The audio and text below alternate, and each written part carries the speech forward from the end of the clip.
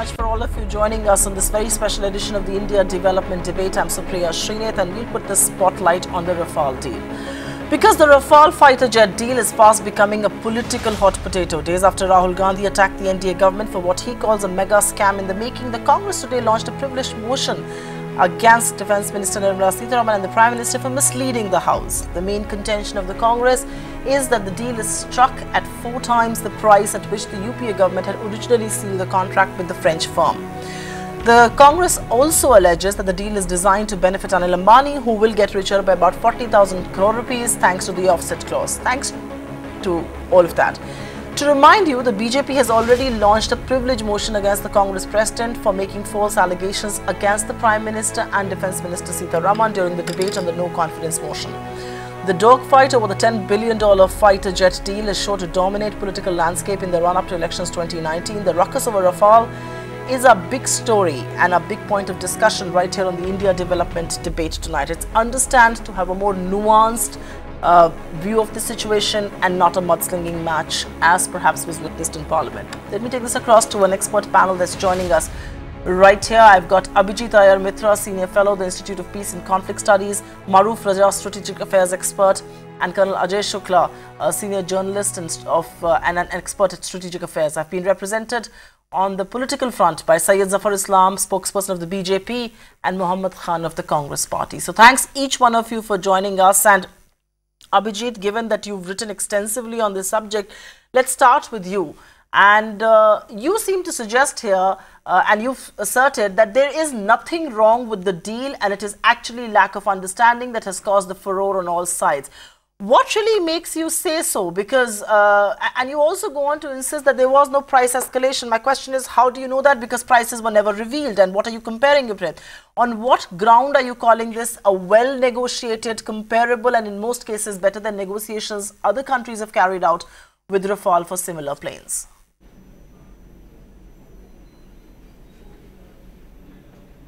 Right. So 2 issues here. First is the ballpark figure that we're paying for this, which is comparable with what other countries have paid, and it seems better.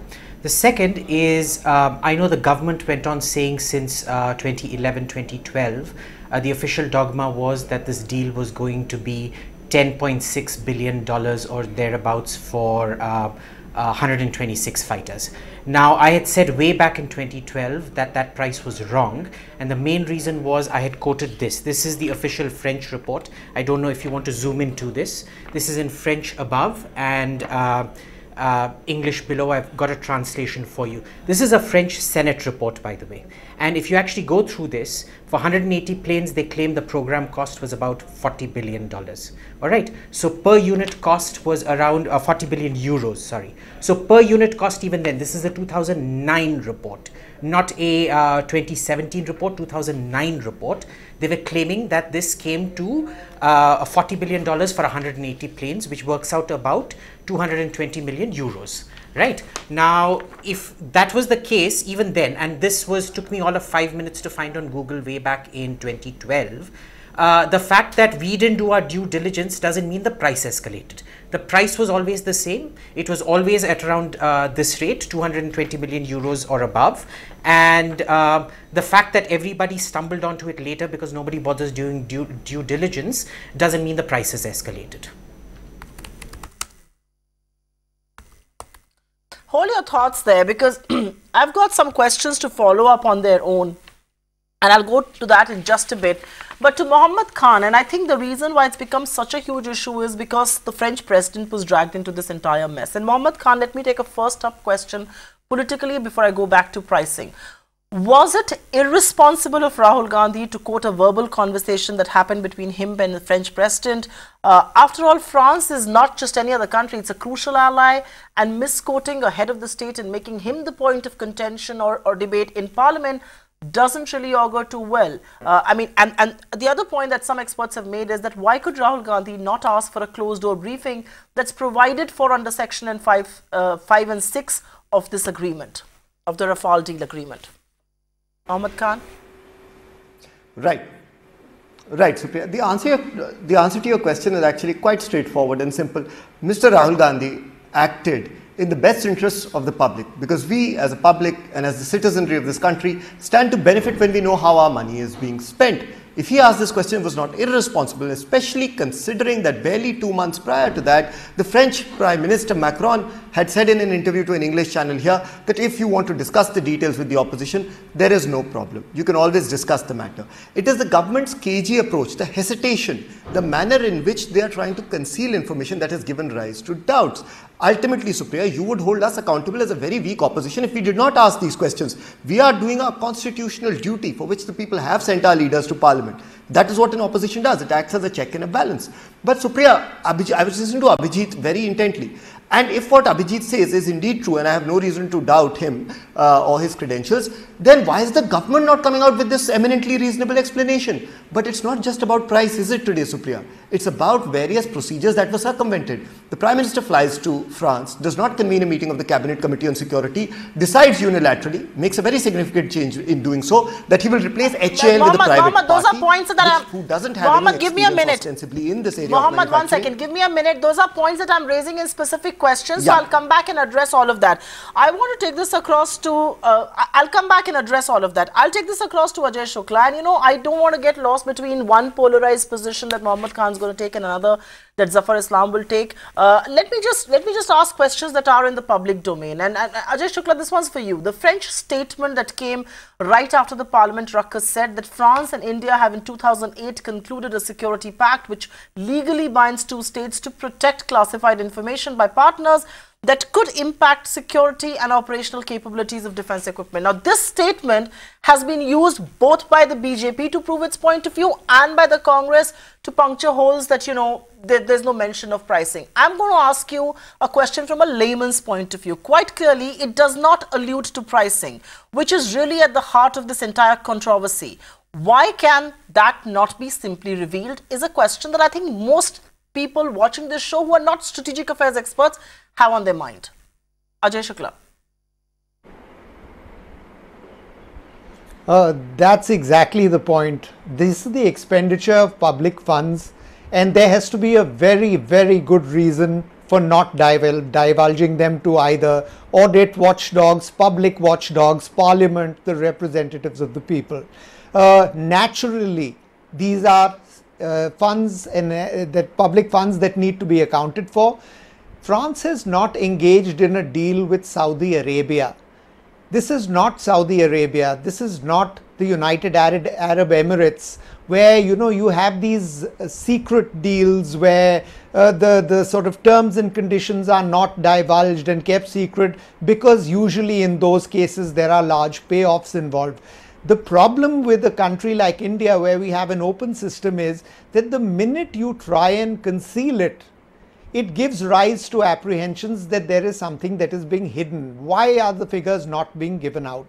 This is especially so in this particular deal, because on the day that the deal was signed, a whole bunch of journalists, including myself, were called to the Ministry of Defense and briefed by a very senior government official who laid out every single aspect. How much went on the planes, how much went on the India-specific enhancements, how much for the spares, how much for the weapons.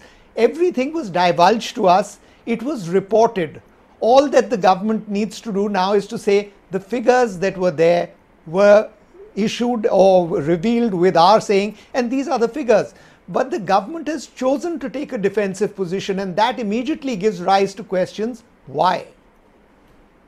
Fair point. Right.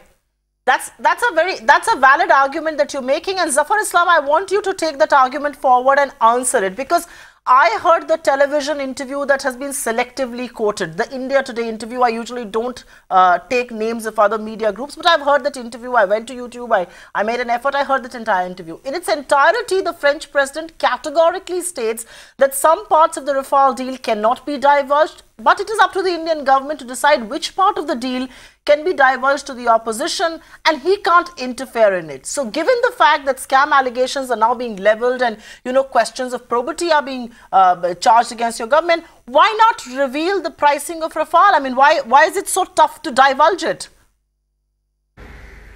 Zafar Islam?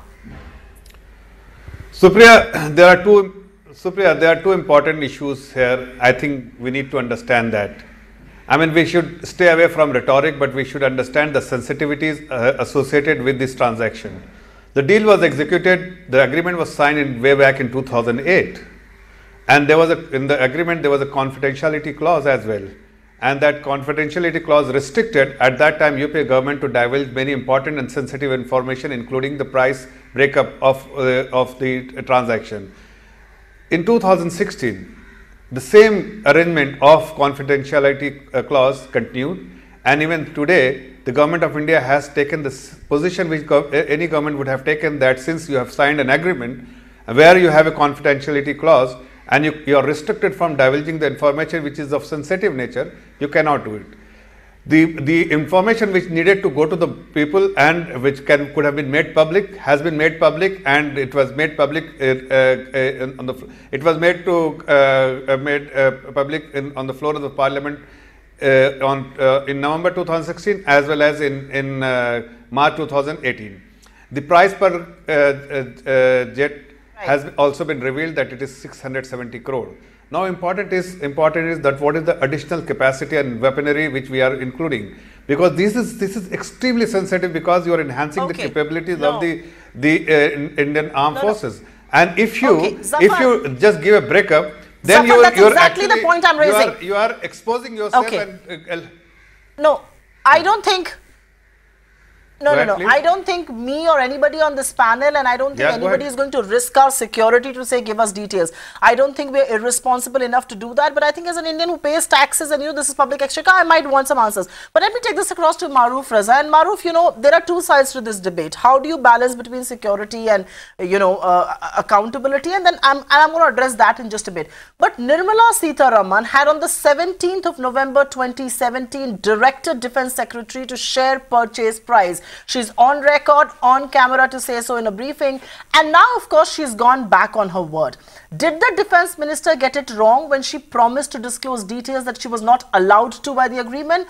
And the question also is, why could she not follow the same agreement a little further up? Because that provides for temporary security clearances to senior opposition leaders for a confidential briefing, as per Article 5 and 6, the point that I had raised earlier with the Congress spokesperson. Why was that never offered? Because these are two pole positions. Rahul Gandhi wants everything to be made public. The government, on the other hand, saying nothing can be made public. I'm sure there is a provision within the agreement, and I'm given to understand Articles 5 and 6 is that provision. Why was that not used, and was the defense minister wrong in first committing and then, of course, having to go back on her own word? Maruf Raza. Right, Supriya, there are several dimensions to this, and to start with, I think everybody has made some very, very important points. I tend to particularly go along with Colonel Shukla and Abhijit when they have said that this briefing was done in great detail. So I don't know where the reluctance has come in thereafter, and at the same time, as was brought out, that these figures about Rafale's pricing have been in the public domain for years.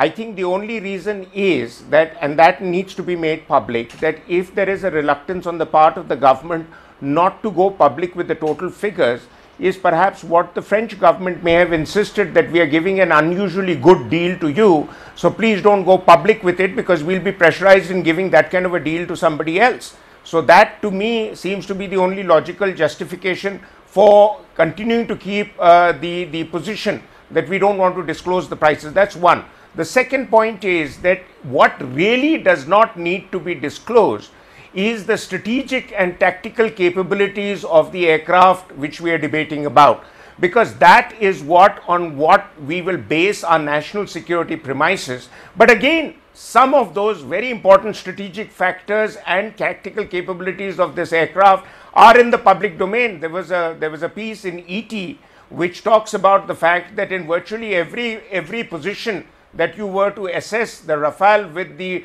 top of the line fighter that we have, the Sukhoi 30 MKI, and the Rafale seems to be more than 50%, sometimes 100% better performer in a number of areas, whether it's the range of the aircraft, whether it's the capacity of the aircraft to carry weapon payloads, etc. At the same time, the pricing is something, again, much of it is in the public domain.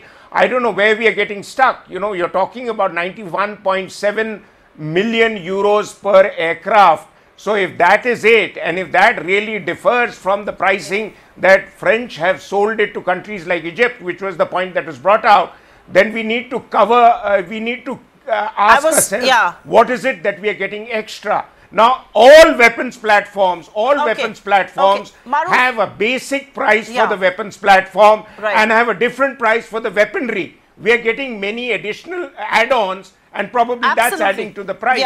So I think much of it can be resolved without taking obstinate positions.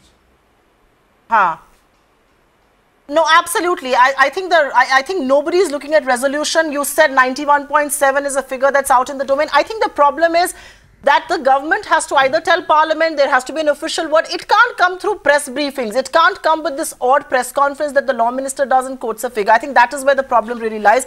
But having said that, I think this is a nuanced debate. There cannot be any pole positions. Abhijit, I'm going to ask you a question. And even though 91.7 is a figure that has been quoted by some sections of the government, this is not an official figure that has been given out, which is why I'm going to quote data being quoted from Dassault's annual report 2016. That goes on to say that UP apparently signed the contract in December 2012 at the cost of 526. This was escalated to 1670. Dassault, of course, went on to sell 48 aircraft to Egypt and Qatar at 1390 per aircraft. What explains this differential? Because you started, your position is that the price is more or less the same. How is this going to be the same? And unless, you know, the official pricing is not going to be revealed, how do we compare? Abhijit. Right. So basically that report, like all balance sheets, reflects a rolling cost. There was lots of Mirage 2000 upgrade costs involved out there. It wasn't just the Rafale. So we need to remember that. That said, I just have a quick bone to pick with the gentleman from the Congress, even though I agree with him almost 100%. They're doing their job. They're doing exactly what they're required to do by their constitutional mandate. Just one thing here, there hasn't actually been a breach of process. Let me just read out, if you let me, the relevant clause from the DPP, the 2013 DPP that AK Antony enacted. There may be occasions, this is Article 71, intergovernmental agreements. All right, I'm just reading this out. There may be occasions when procurements would have to be done from friendly foreign countries, which may be necessitated due to geostrategic advantages that are likely to accrue to our country. All right, such procurements would not, I repeat, would not classically follow the standard procurement procedure and the standard contract document, so on and so forth. So this procedural violation, I'm afraid, doesn't actually stand up to scrutiny. But he does have a point. My issue with the BJP is, why aren't they calling the Congress in for a confidential briefing, which they should be doing? Precisely. Right. I think you raise a very important point, and I think the other point that I want to ask the BJP this evening is that, you know, since Minister of State for Defence has already put out an approximate pricing in Parliament on 18th November 2016, what has changed between then and now, which is making the government go so tight-lipped and so cagey on pricing that these kind of issues are being leveled? In fact, Law Minister Ravi Shankar Prasad in his press briefing categorically said and quoted the figure of 91.7 million per aircraft under NDA, the figure that Maruf referred to. I mean, you know, haven't some sections of the government already revealed pricing? This can't be slip of tongue. And why is the government then so cagey is what I don't understand, because Parliament in some form has been told.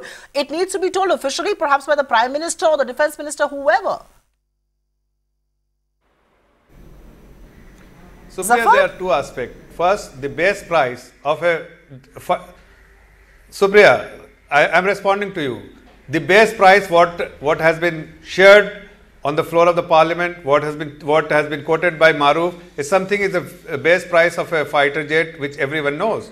And it is what we have negotiated. You also mentioned in the same breath that we have negotiated what the Honourable Minister yesterday mentioned, is we have negotiated 9% lower than what was negotiated by the UPA government at that time at 100 point something.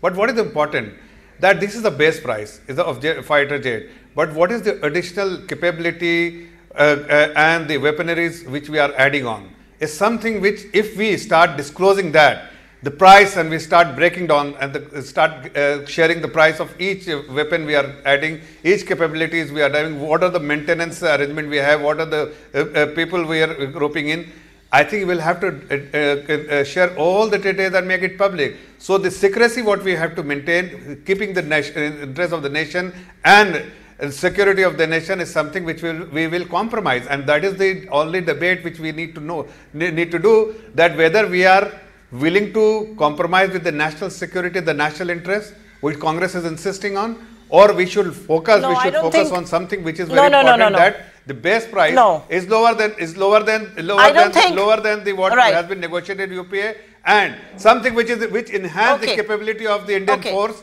which substantially enhance, and which the enemy country should not know, is something which the government is restricting to divulge to the public, is something which is important for the nation and important, and the people of this country understand, but the Congress party. Syed Zafar Islam, just let me come in there, because I don't think this is such a simple issue. I don't think this is such a simple issue where price specification and weaponry and everything is being asked to diverge. I'm going to take a more nuanced view from Ajay Shukla and then go across to Maruf Raza and of course Mohammad Khan. And Ajay Shukla, how is pricing of defense equipment classified info?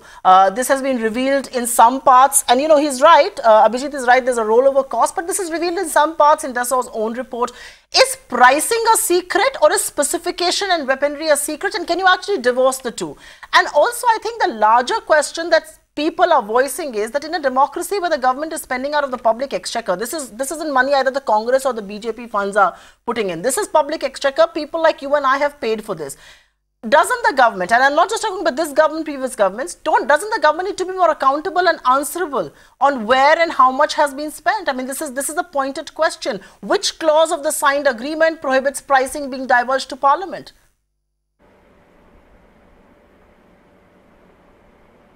Supriya, patriotism, they say, is the last refuge of a scoundrel, and an argument that we will keep everything secret because of national security is also the last refuge of a scoundrel. I don't buy any of these arguments of national security. The capabilities of an aircraft are completely distinct from its price. You are paying a price for a set of capabilities, but you can reveal the price without revealing the capabilities. Now, the figures that are tossed around, you know, the reason why everybody has their own figure. The Congress has a figure of 1500 crore plus for this aircraft. The BJP has a figure of 600 and plus crore. I mean, 2.5 times the figure that the Congress is saying, that the BJP is saying, I beg your pardon. What is the real figure? And that real figure, for people who calculate defense and who understand that defense is all about money and all about economics, is actually out there plain for all of us to see. This cost of 91 million euros per aircraft is only for the bare bones aircraft. There is in addition a cost of about 40 million euros per aircraft for India specific enhancements. Now that is a part of the aircraft that has to do with the aircraft's avionics, with the aircraft's radars, with the aircraft's weapon aiming systems and so on. That has to be added onto the cost of the aircraft. This is not true for other dimensions, for the weaponry, for the maintenance, for the spare parts that come to the aircraft. Those cannot be added on to the cost of the aircraft as the Congress has done. But nor can India-specific enhancements be taken away from the cost of the aircraft like the BJP has done. So when you add one set and you don't add the other set, the cost of the aircraft comes to a very plainly calculated 138.8 million euros, which works out to 917 crore rupees per aircraft. So the Congress is overstating, the BJP is understating. What we as defense analysts should be doing and what the government should be putting out prices to support our endeavors in this regard is this, that the aircraft costs 917 crore, which is a pretty pricey cost. True, true. Absolutely. Ajay, just hold your thought there, because I want to take a point with Maruf before I go back to the politicians. And Maruf, is India's parliament in some way, and I'll you know, there's a reason why I'm spending so much time on pricing, because A, that's the heart of the controversy, and B, The debate erupted in Parliament and is of course now playing out in media and social media and everywhere else. But is India's Parliament subservient to other countries or even to some private players? I mean, isn't it sovereign? And the question also is, will CAG not audit the Rafale deal? After all, I'm presuming that details have to be mandatory, have to be shared. So what is this cloak of secrecy then about? And I agree with Ajay that, you know, the pricing lies not with the Congress and not with the BJP. It lies somewhere in between, and, you know, it perhaps lies in minds of strategic affairs, experts like yourselves and defense analysts like yourselves. But the reality is that does this debate in some sense, and does the cloak of secrecy also undermine Parliament's supremacy? And CAG is going to audit this, is it not? Well, you know, there are two parts to your question. One is that is the Parliament subservient to foreign powers? And the other part of the question is that why this secrecy about the pricing? Now, let me try and sort of take it further from where Ajay Shukla has left it. I have no reason to doubt the figures he is giving, because he has traditionally in all his writings given very accurate assessment of various things in terms of equipment and pricing. What I had earlier stated was what was partly referred to by one of the political parties' speakers, is that, you know, there are two sets of pricings. One is the basic frame of a weapons platform, that is the aircraft. And the second is all the add-ons that you bring in, which makes the aircraft special to you and your country. Now, this is something that I don't know if there is pressure on Delhi that not to reveal what extra add-ons are being given, because please understand that in this deal there is another aspect which has also been referred by a slant by the Congress party by saying that this is encouraging crony capitalism, because traditionally any big deal has to have a 30% offset clause, which means that if the deal is of $10 billion, $3 billion would be pumped in by that country in various forms and shapes over a period of time in India's defense and military industrial complex. So here there is a 50% clause. So I find that very unusual. The second thing is, for years the deal had been stuck because apparently, and I'm quoting an international publication to say that the French were insisting on doing this deal through an Indian private defense manufacturing company and not through Hindustan Aeronautics Limited. Now apparently that is now being addressed by giving deals, offset arrangements to the Reliance Industries. So there is that element which is also a matter of debate. But I think the central point to me is that let's not debate endlessly. Let's not debate endlessly and compromise the further capabilities of the Air Force. The Air Force is already at a very, you know, it's walking on thin ice. And I also think any more delays will make us more vulnerable. No, right. Oh, absolutely. I don't deny that at all. And I don't think any discussion or debate needs to undermine India's security or our strategic, interests. But Mohammed Khan, I'm going to ask you a very nuanced question. And this is a simple question. You know, this is pure economics. Is it possible, and you know, the comparison is that you were getting 126 aircraft, the Modi government got 36. Is it possible to compare a deal for 126 aircraft with a deal for just 36 that's sold over the counter? I mean, you know, volumes of scale take care of prices many times. I am not even taking into consideration the view on pricing that either Maruf Reza or Ajay Shukla or Abhijit Ayar Mitra have made. I am just asking pure economics, you know, 2 kg versus 20 kg, obviously 20 kg will be cheaper. So 126 would have been cheaper than a 36. Mohammed. Okay. So I will of course answer your question, Supriya. But before that, I was listening intently to all the panelists and I just want to say something.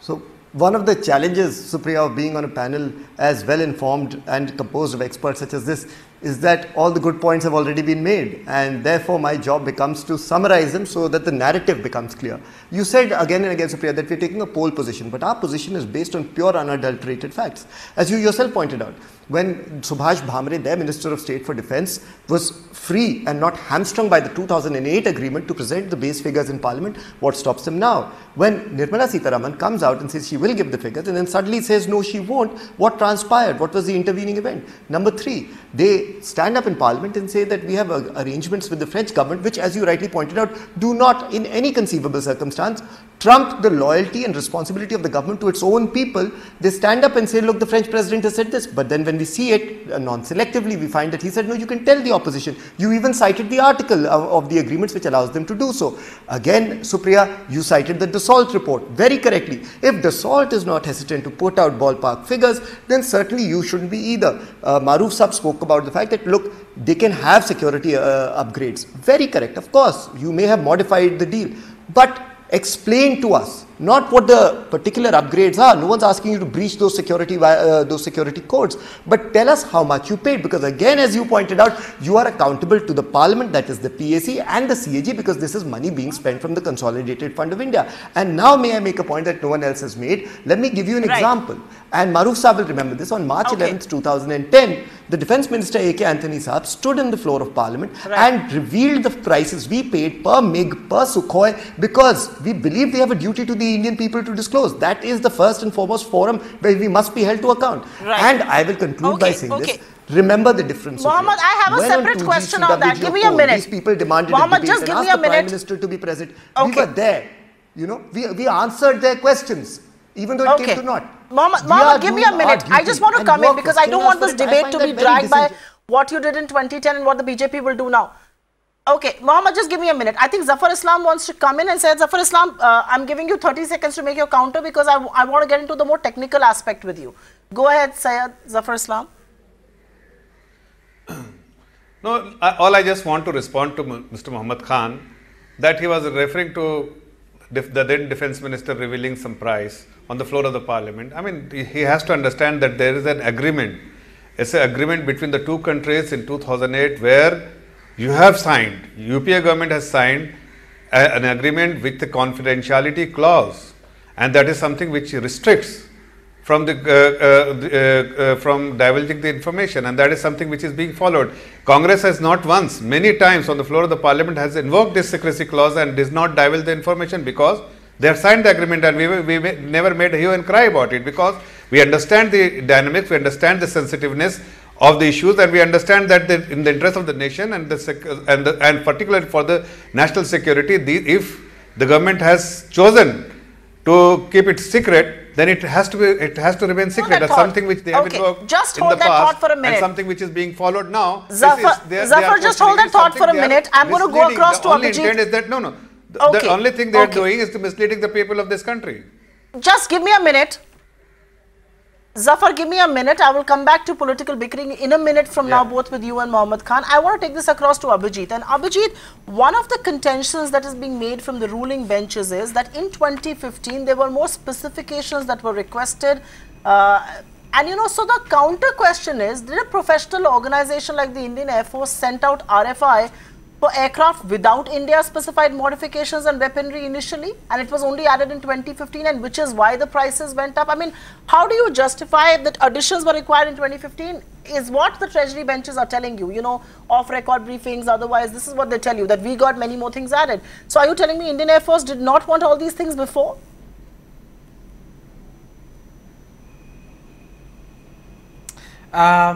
Yes, actually, if you look at it, this kind of mid-contract specification addition is one of the main reasons the LCA Tejas got derailed, right? You look at it throughout its entire career of being produced, the Air Force just went on adding specification after specification after specification here and there.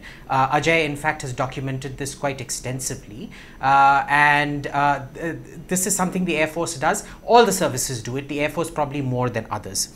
That said, I'd just like to answer 5 quick questions that points that all the other panelists raise. First is why can't it be done on the record? See, off the record briefings is a kind of transparency.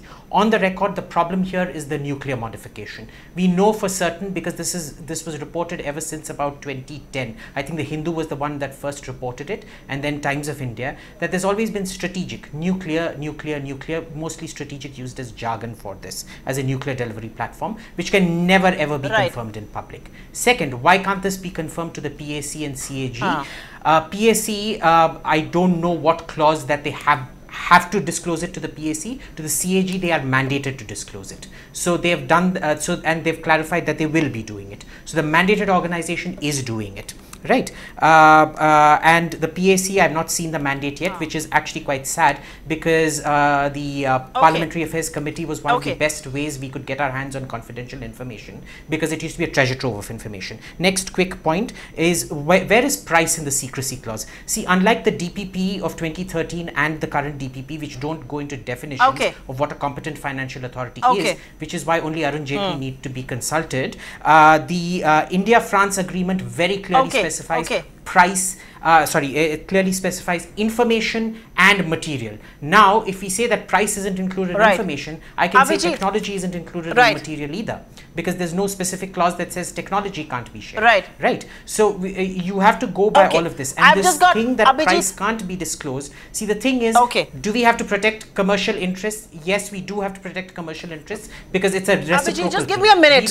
You've made some valid points. Let me just get in Ajay Shukla to respond to some of that. Abhijit, just hold your thought. I'm just going to get Ajay Shukla to respond to a point that you made tangentially, and let me just ask him a question on this. Ajay, you know, A.K. Antony signed a secrecy pact in 2008, and that pushed up pricing, is the argument that you hear all the time, because the fighter jets were modified to carry nuke weapons. The question is, what additional things could be ordered by the Prime Minister in April 2015? Because till then, everything was going as per the request for proposal. Are we to here presume that these aircraft are being acquired on the request for proposal? Changes have been made. What sort of changes could be made if the nuke heads were already to be carried on the aircraft? I mean, as an anchor and perhaps a journalist, I sometimes get lost in the the warfare quagmire. But I still want you to put it bare bones for our viewers. Just how and what changes could have been made? I think, Supriya, and this is my assessment. I am not talking fact for a moment. I am giving you my assessment. Why? And this is the central question, and this is a question on which everyone on the panel is in agreement. Why can the government not reveal the price of the deal? And my answer is very simple. It is because when Prime Minister Modi stood next to President Hollande and announced the deal, he said these aircraft are being bought at a price that is more favorable than a parallel negotiation that is underway. He was referring to the MMRCA deal. So the Prime Minister himself undertook to make sure that that the aircraft would be bought cheaper than what Dassault had bid for the MMRCA. Now, this is a very dangerous position to put yourself into, especially if you have the intention of asking for greater capabilities, as the sort of arguments are.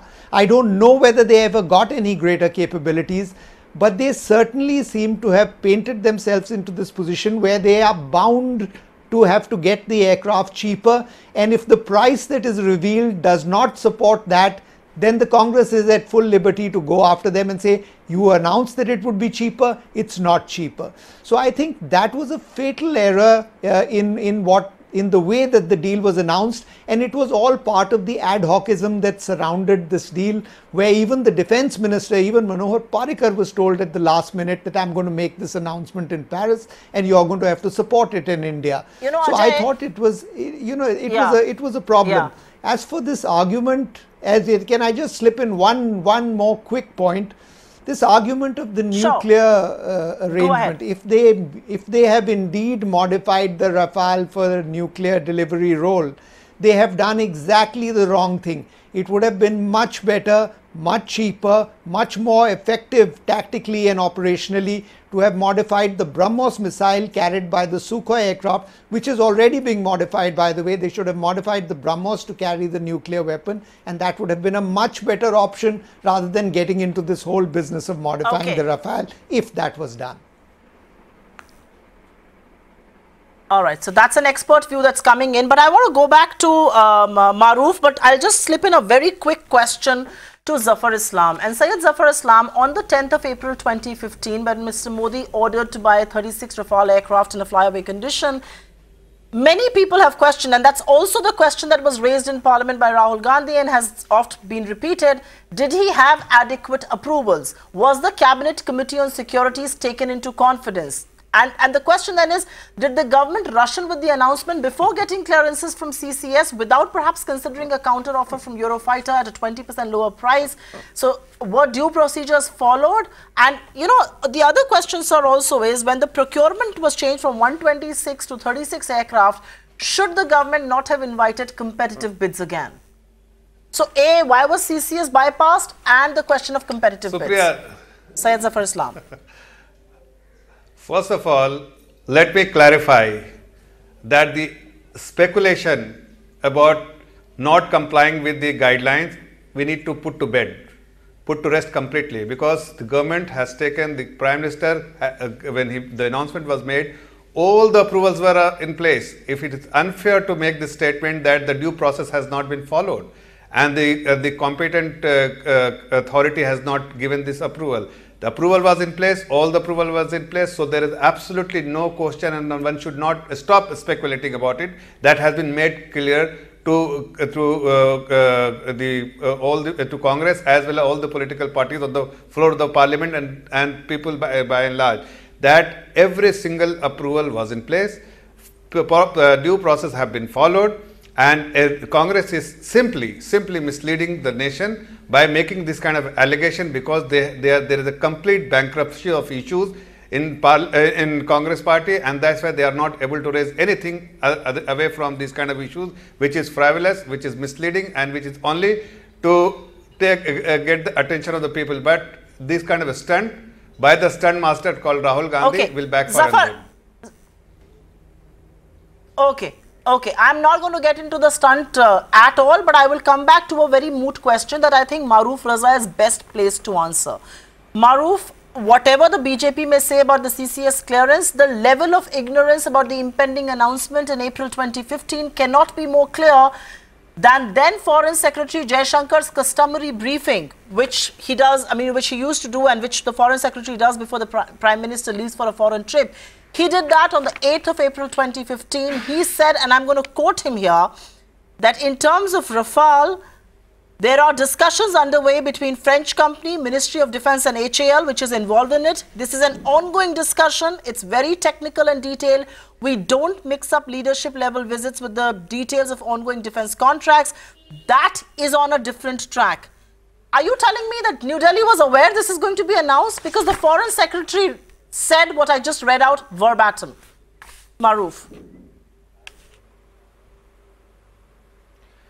Well, Supriya, you know, I go back to what Ajay Shukla had said and then what Mr. Islam has said.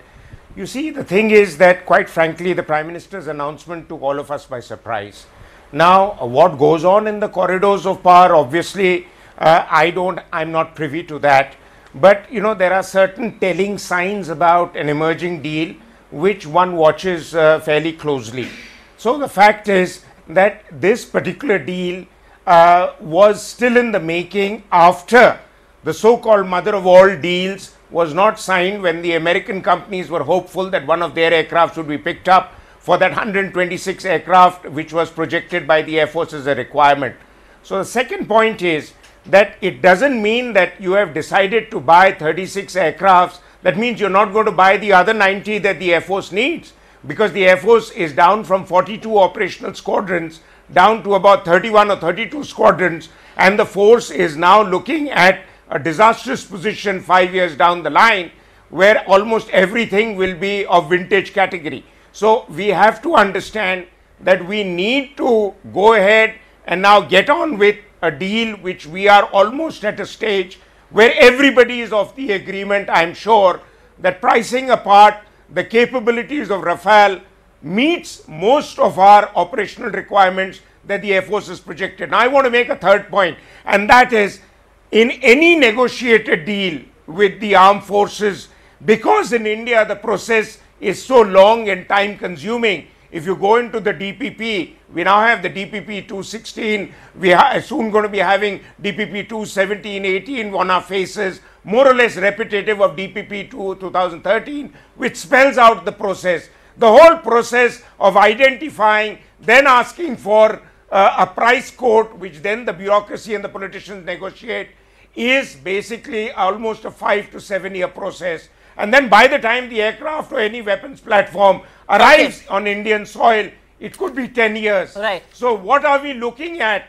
Are we going to go around in circles again and again and keep saying that India has been taken for a ride? Precisely. I don't think any Prime Minister of India would be so irresponsible to let the country be taken for a ride. Oh, absolutely. Absolutely. That's a very valid point. Defense preparedness has to be supreme and no debate can come in the way of that. But I'll take a quick question to Mohammed Khan. And gentlemen, please keep it brief because I've just got about 12 odd minutes on the show and a lot of ground to cover. Mohammed Khan, come in on this. UPA merely notionally negotiated a deal. You couldn't execute it in 10 years. After all, let's not forget that the proposal to procure advanced jet fighters was originally moved during NDA 1. So you taking a high moral ground on an issue that you could not complete, you could not execute. Mohammed. No, Supriya, and I think in trying to do a nuanced debate, we are being extremely charitable to this government. Have you listened to Mr. Zafar Islam over the last 45 minutes?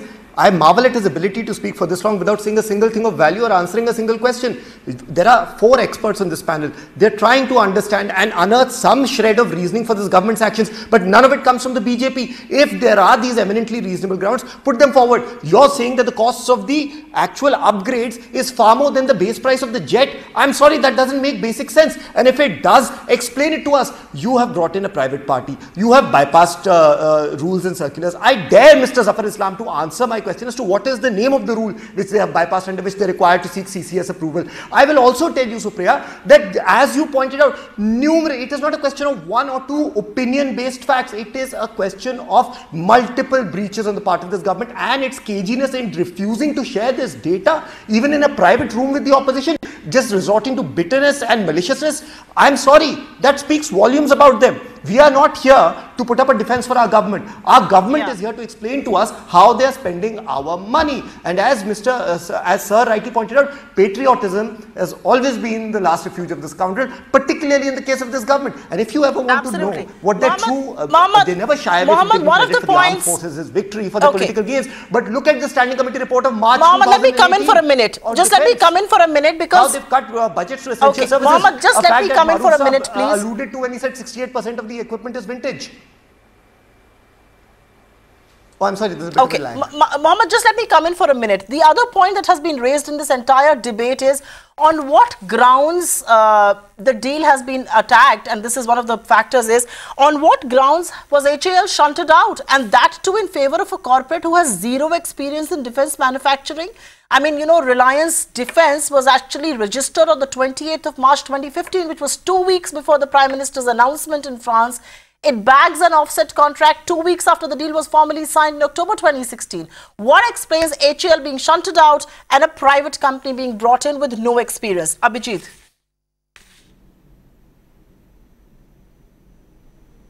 Okay, so first is the ADAG angle, but just before that, I just quickly want to address a question you asked somebody else and something to do with questions. I've got very little time, Abhijit. It's a pointed question I've thrown at you. Please answer that first.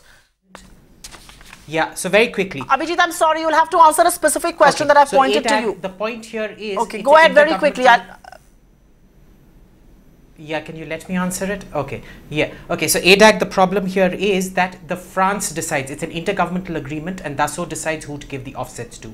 It's nobody else's prerogative. Second, everybody's confusing the timeline out here, and the timeline here is everybody's confusing the announcement in Paris with the signing in 2016. It was the signing in 2016 that required CCS clearance, not an announcement in Paris. The Prime Minister doesn't need to get CCS clearance to announce anything. The actual deal signing 2016 was in fact cleared by the CCS. And finally, why you asked somebody why the Eurofighter wasn't brought in. Show me a single clause for competitive bargaining within the DPP. The only way where you can get an L2 is if the L1 fails to meet manufacturing obligations or pricing obligations, in which case he has to hand over his designs to L2, and L2 can't even bring in Eurofighter. L2 has to manufacture the Rafale. Which tells you how extraordinarily foolish our defense documents are actually drafted. Okay. Abhijit, you've raised an important point there, that it is the prerogative of the government of France to decide and Dassault to decide who will be their, who will be their partner as far as offset contract is concerned. It's just bewildering to imagine that they wanted to go with a company that was formed, 2 weeks before the Prime Minister announced the deal in Paris, instead of going with HAL, which had been their long-standing partner for a while. That is hard to digest. But two quick last closing comments, and Ajay Shukla, let's begin with you. It's precisely this opacity on pricing that raises charges of financial misdeeds, at least as far as defense deals are concerned. And from time immemorial, I remember defense deals have always been considered murky because each time this opaque angles comes in. How does one balance the two, may I say, competing demands of security on one side and greater accountability of public exchequer on the other?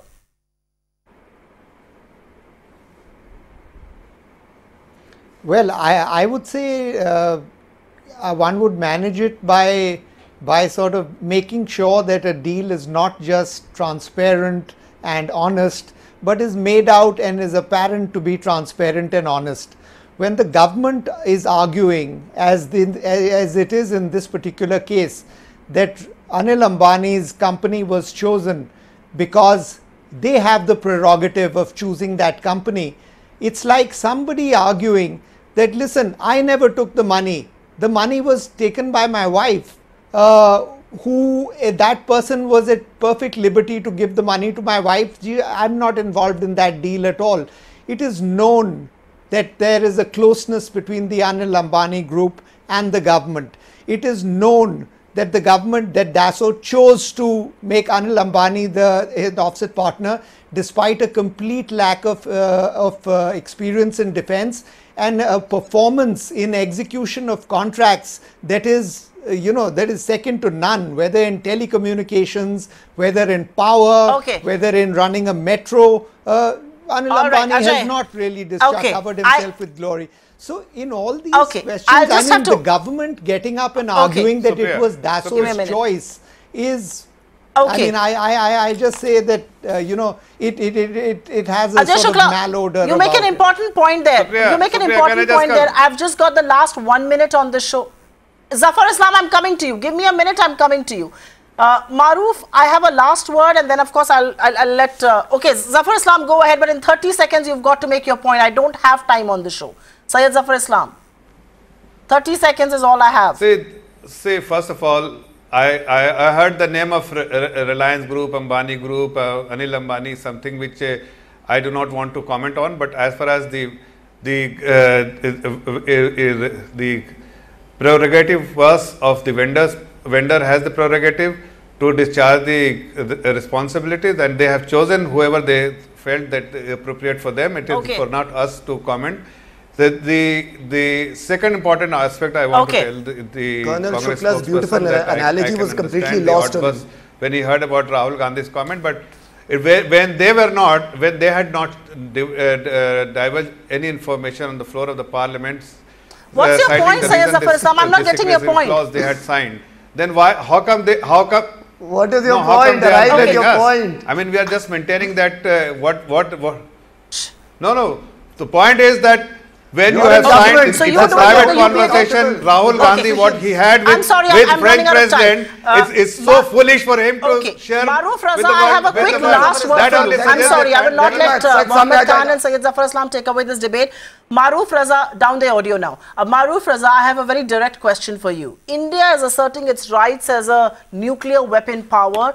Is the public discourse in many ways proving otherwise? Is that being counterproductive? And where does the onus for remedial measures lie? You've got a minute to just answer that question, Maruf. Okay, two quick points. One, as far as the public discourse goes on national security, I am personally for the fact that public discourse should be much more active and there should be much greater involvement of intellectual pluralism to define what should be the position that India should take on a number of national security issues, including nuclear issues. The second point is that as far as this offset clause, which has been added by the previous UPA government in the first DPP that was set out and is being carried forward, where again the fingers are being pointed at Reliance Industries and could tomorrow be being pointed at somebody else, is actually not helping us either get investments into the Indian defense industrial sector, or it is not helping us to get the deals moving fast, because all foreign providers of weapons platforms have complained that the offset clause of pouring back 30% of the deal back into the Indian market is very unreasonable. In the case of Reliance and Rafale, it is 50%. So I leave it to your imagination that I don't know how Rafale is going to pull it off. Yes. And that's not ease of doing business, like they say. But, you know, thank you very, very much, Maruf Raza, Ajay Shukla, Abhijit Iyer Mitra, Mohammed Khan and Syed Zafar Islam for sparing time and speaking to us about a very nuanced debate. I think it was a productive debate because we frankly did touch upon issues that haven't been spoken about. And so thanks very much for sparing time out this evening. The question really is, why are defense deals so murky and why are they always mired in controversy? We do hope that a political debate on defense deals like the Rafale will result in greater accountability. Charges against defense deals have led to inordinate delays. The focus really has to be on making defense procurement policy far more transparent. It is very wisely said, sunlight after all is the best disinfectant. Thank you very much for being with us.